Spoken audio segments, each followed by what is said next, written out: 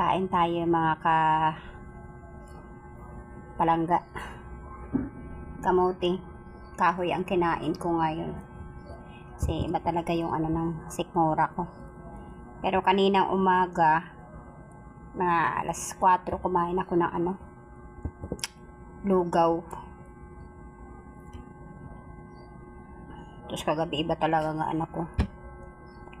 Kagigising ko lang dahil sakit din ang ulo ko, grabe. Sinuka ko na to kagabi. Talagang nilabas yung mga kanin na kinain ko. Yung acid ba, mahirap.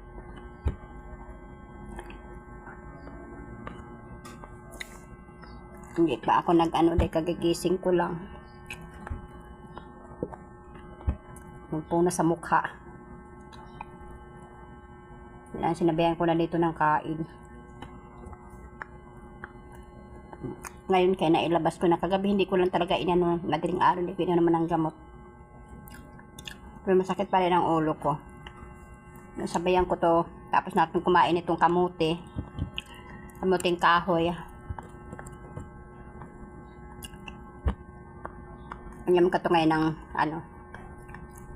Saridol na sakit sa ulo. Dahil doon kasi ako hiyang sa medical biogesic, hindi na ako tinatablan doon. Sa Saridol na. Nakailang inom ako noon na dati sa medical at saka biogesic, hindi na talaga. Nung nakita ko sa advertisement sa TV ng Saridol ni Vice Ganda. Ayun. Sinubukan ko ito. Ito hiyang nga ako dito. Pero pati talagang umibra yung sakit ng ulo ko dahil sa acid ko, sa tiyan ko. Kahit naman ko yan na Saridol, wala.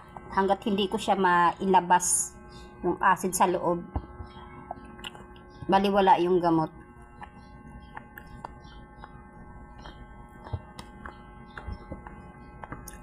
Mahirap pag may naramdam ka mga acid sa katawan. May sakit kang ganyan.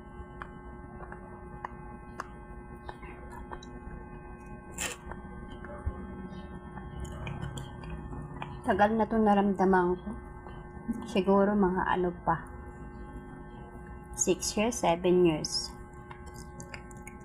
Pag hindi mo naman kasi sa kinainan ng mga kung yung katulad ng sausawan ka ng kalamansi,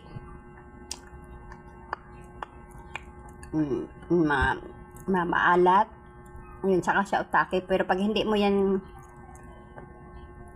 kinakainan ng ganyan at sinasawsawan ng ganyan. Ang sarap kasi pag lalo ng paborito kong tilapia.